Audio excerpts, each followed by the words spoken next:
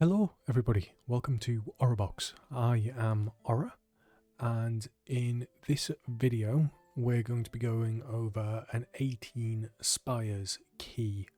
A little bit of a twist though.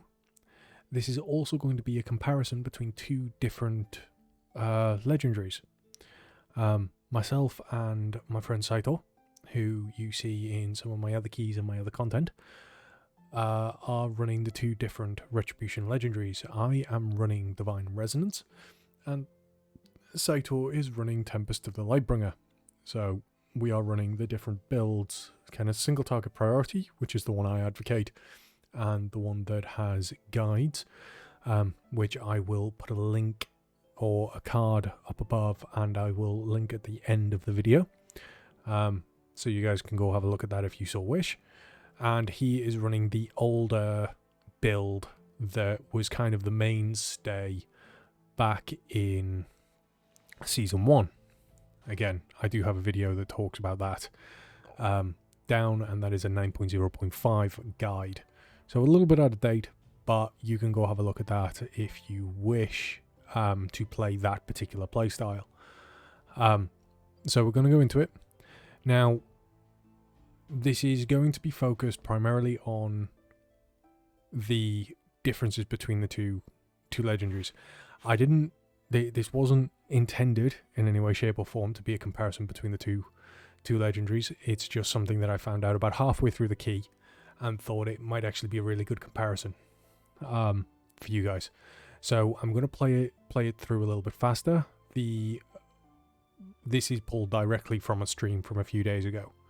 So if you guys want to go watch that, by all means, go over to my Twitch channel, and it is there, and it is titled. So you can just go through my videos and you can check it. So we're actually going to play this through a little bit faster, so that the YouTube video itself isn't going to be the full time, as it were. Obviously, try not to spoil how we do, but let's get into it. So, swapping to the main screen, and we will play.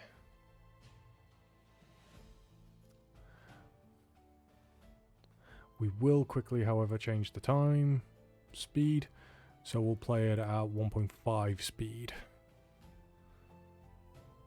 which will hopefully make this a little bit smoother.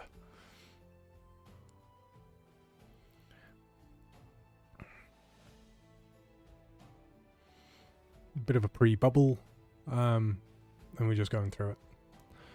The bubbling is to make sure that there's no threat problems, because as you guys know, Retribution Paladins are somewhat more problematic when it comes to holding threat. Now, for the Eagle Daimonu, yes, the title in the top left-hand corner of the screen kind of gives away the result, but as I said, this was pulled directly from stream, so reviewing it a few days later.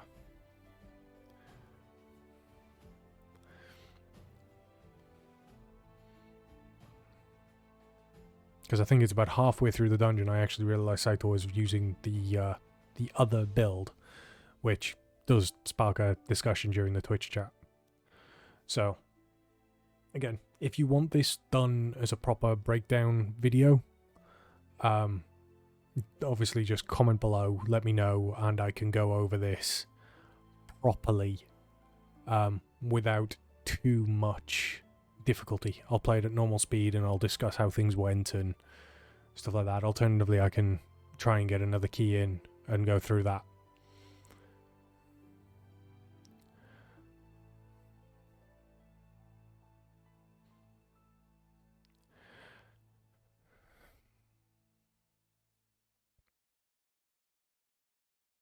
Actually, what we'll do is we'll speed this up, because this is supposed to be a comparison between the legendaries rather than that. So increase the speed to 2 times and just let everything kind of melt.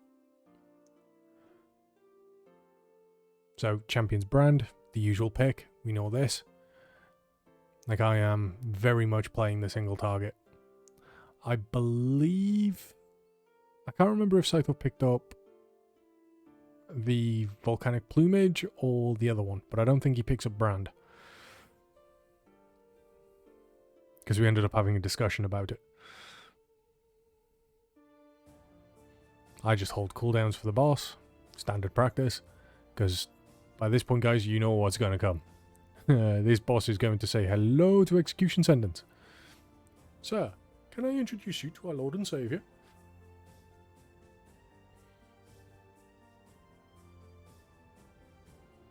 Pulling almost 50% of the total damage of the group in that burst window. With time pulling up the rear. Venthia Paladins, man, during last are just bonkers.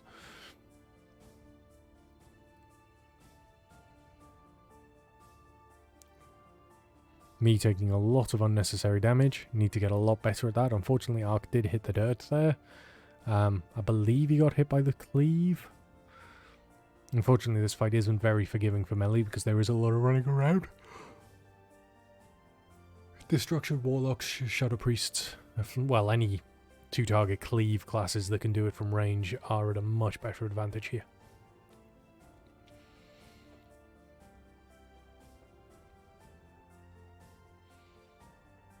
Going through my second pair of wings.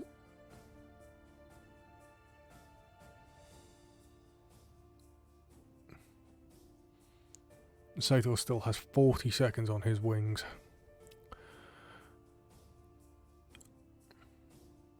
And this is where we find out that he's using the different legendary. So it's after the first boss, because I was wondering, at this point I was wondering why our single target DPS was so different. And we start kind of discussing it. Because you can see here that even in an AoE situation, I'm still holding my own against him, despite the fact that I don't have the AoE legendary. Now, one of the big reasons for this is because I get more benefit from Divine Resonance throughout the course of the dungeon than you would with Tempest the Lightbringer. Because when you're not casting Divine Storm, you don't get benefit from the legendary, unfortunately. Now, there have been a couple of misplays on my part with the use of Execution Sentence. I should have prioritized one of these skirmishers rather than the Ethereal Diver, because the Diver actually died pretty quickly. Now, you'll see here I make a conscious decision to swap the single target. Both time and I hodge the same skirmisher, unfortunately, due to miscommunication, but still, that was conscious effort at this point to stop chasing and to just murder, because it was in a position where if it dropped Sanguine, it wouldn't be problematic. I pre-bubble here to prevent any stuns on my part and stop me from getting one shot. Then it's just a burn. Now, this particular pack is where Scyther does have the advantage with his legendary, because once everything is stacked, you get a lot more benefit out of those 3 Divine Storms being projected outwards than Divine Resonance. However, that is short-lived because I am able to close the gap very quickly once those mob counts die. So Divine Resonance holds its own up to 3 to maybe 5 targets long term. Whereas if you want Tempest the Lightbringer to be beneficial, you're then looking at having to consistently pull or making sure the packs survive longer in order to pull ahead. Now, you can see Scyther here is using his minute and just blowing things up. I'm holding my minute for the next pack, because I'm holding it to go with wings. Scyther has his wings come up, but I don't think he doesn't have Execution Sentence. Seraphim and Divine... Seraphim's back for him, but Divine Toll and stuff don't come back for another 10 seconds. I'm already going into my burst, and Scyther joins me now.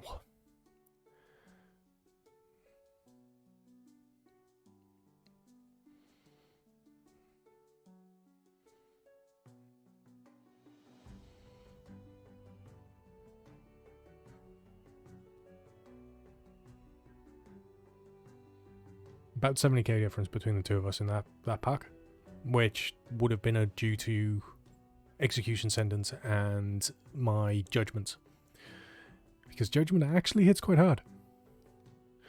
But that's by the by. Ark dominates this pack for us, so we kind of make the joke that Ark decided to show up. I'm just checking Scyther's gear to check the gear difference between the two of us. At this point, there was about 4 item levels in it. for this particular dungeon, which isn't huge, but it can be the difference between the two of them. I do have a Plaguefall key that I will review and release later in a couple of days, where Saito actually elects to use the Divine Resonance legendary with me. And there is a small clip of the results of that in or over on my TikTok. So feel free to go over there and have a laugh at that. Let's just say that the two paladins walking into a bar sketch, yeah, there were some very, very unhappy undead. I pre-seraphim this pack in order to enable my burst to come out faster, because I also use Judgment to get me back up to 3 holy power. That is something you can do as a paladin if you know something's going to come up and is a problem and you want to burst.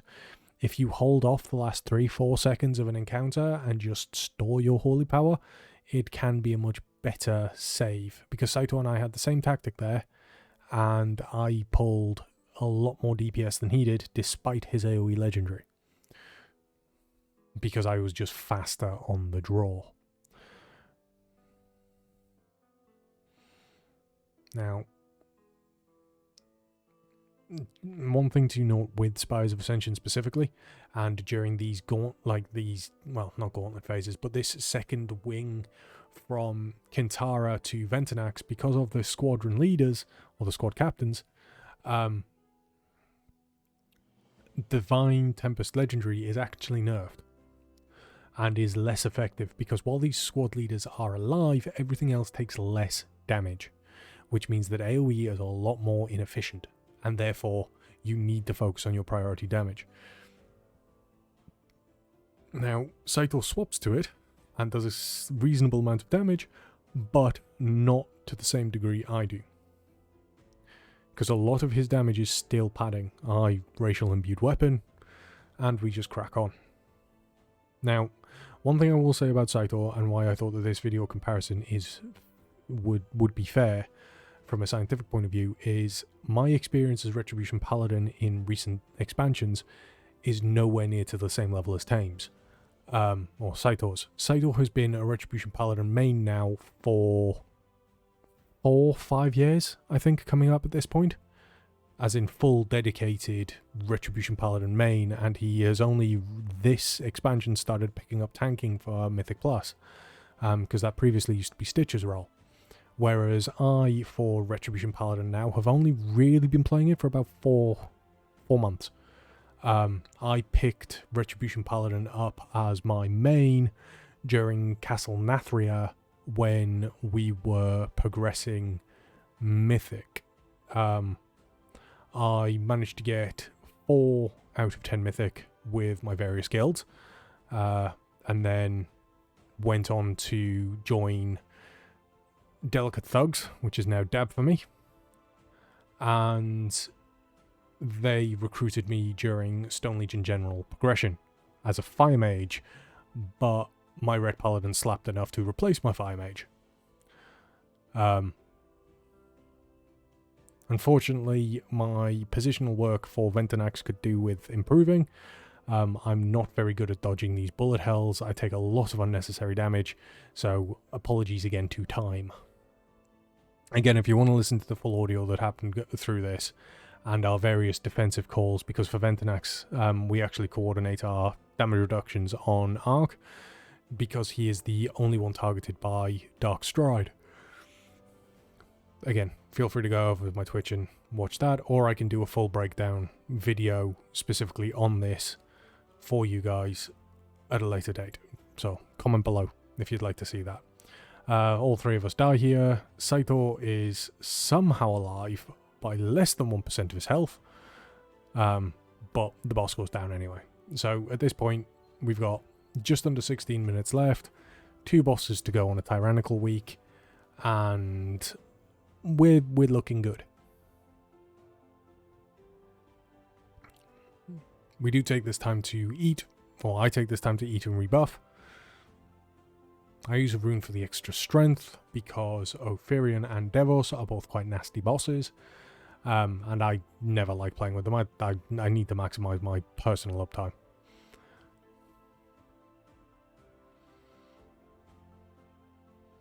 But yes, going back to the scientific part of this thing, because obviously you guys wanted me to do a side-by-side comparison of the two specs, and as a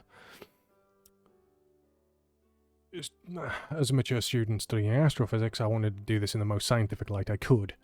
So the original plan was for me to do this with the same group of guys, same key, same level, and my own personal play. Unfortunately, because of things that are going on, I couldn't dedicate the time to that.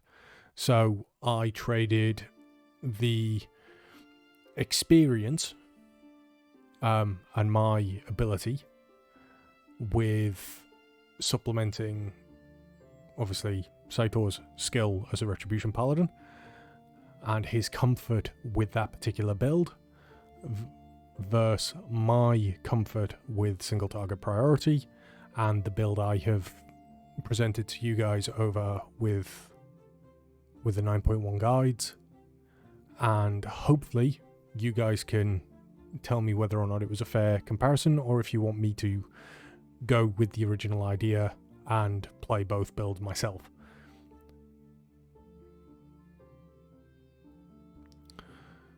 So we're just clearing the trash to help our cooldowns.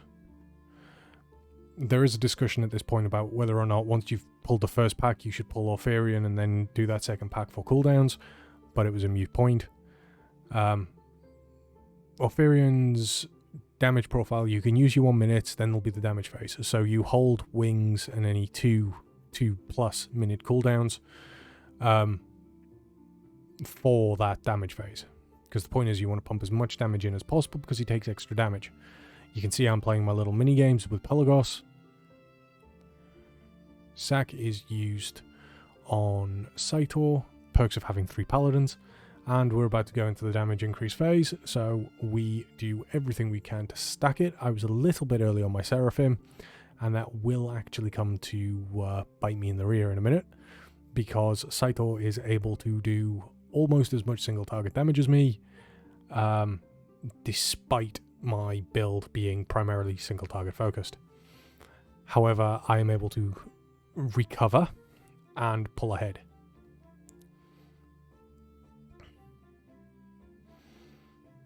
And I'm able to then stay ahead.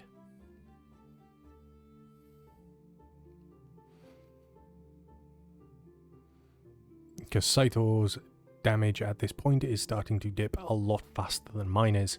I'm still holding my own. Unfortunately, Ark died there, got clipped by the blue thing, and a lot of us did, which gave me wings because I'm running Retribution Aura. So that is a slight advantage to me as to why my DPS wasn't dropping as quickly towards the end there. But it's fine. Now, we pretty much just forced the problem at this point because we did not want a second damage phase, because we were worried about who would take it with an immunity. So, popped wings, popped everything, and just forced the problem.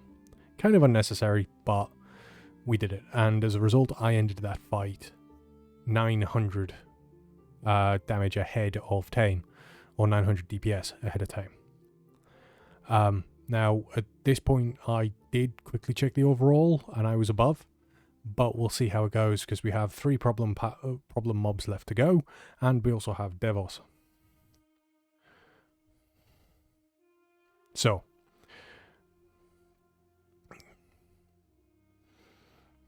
you can see that my thing is telling me what I'm going to get. My weak aura for IQD is telling me what to get, and I believe I actively use a point here to give Time mana.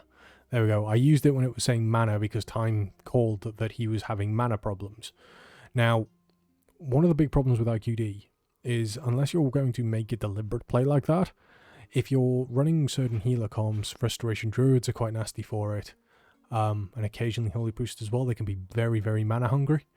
You will lose effectiveness for your IQD. So potentially having something like an Instructor's Divine Bell, if you can get hold of that as a pure mastery proc to tie with wings, because that is a 90-second cooldown, if you can get that at 200 item level, that is only about at least for me, my Sims, it's about 120 DPS less than a 236 IQD.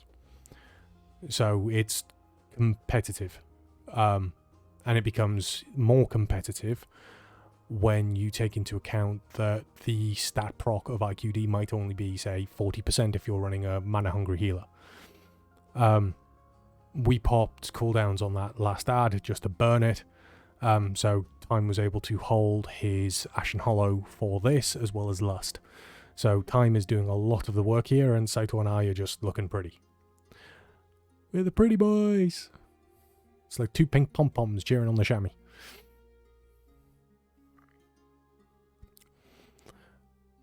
So Saito and I are just playing around. We've both got... We make a call out at this point, because one thing to do with a pre-made group here is actually pre-assigning your locations and where you're going to stand, because it makes this phase a lot easier for your healer if they know where people are standing, and you can speed it up, because you saw there that we only took 2 stacks. For the next intermission, we have it called that I use bubble, and I believe Saito is supposed to bubble as well, but I can't remember if he does. Now, one thing to note, Sogadon wasn't pulled in this dungeon, which means that we are getting a debuff that increases the physical damage we take. However, increases the damage we take. However, that doesn't apply when she goes up into the intermission. So the bit that is arguably the most dangerous is null and void, because it's an aura around her. You see, I pre-bubble. Saito still hasn't bubbled, and I believe will bubble at the end of this phase, because Time has also bubbled to reduce the stacks. And there's Saito's bubble as well. And then we just go into the final segment. 46 seconds to go. 40 seconds to go. Less than 10% health. Can we do it? I should have popped wings like a moron, but I'm 30 seconds out. I just pop it anyway, and we go. We timed the key. However, overall damage for the dungeon. I won at 6k, so 8.2 million damage across the entire dungeon. Shami Arc Thunder, 8.03 million with an average DPS of 5.9. And Saito doing 7.79 million damage with an average DPS of 5.7k. So there's 300 DPS in it. Now, that as a whole isn't necessarily problematic. And the 300 DPS is negligible for the most part. Especially when you take into account that I had about 4 item levels more than he did. But the main takeaway from it that I want you guys to be aware of is you can play either spec, play what's comfortable to you guys. But objectively looking at what the benefits were from a pull-by-pull basis, he didn't gain that much in terms of the large AoE packs that I couldn't then combat or counter. What ended up happening was Saito would have 1 or 2 very, very good pulls where he would do considerably more DPS than I could, like the cats, for instance, after Kintara, or the Larians, to be more accurate, where he did, 10, 12k more DPS than I did, but as soon as the majority of those mobs died, I caught up. And I pulled ahead considerably on some of the single target encounters, or when I was bursting single target. So, there's arguments to be made for both, and you could argue that for Tyrannical weeks, my build is better, and for Fortified weeks, Divine Tempest would be better. However, there is much to be said about what makes the group easier, or what makes the run easier for the group, and your comfort levels. So, My experiment, as it will, kind of pointed out that you can play either. And, well, I'll let you guys make your own conclusions. Let me know what you thought of the video down in the comments below, and I will see you in the next one. Take care, folks.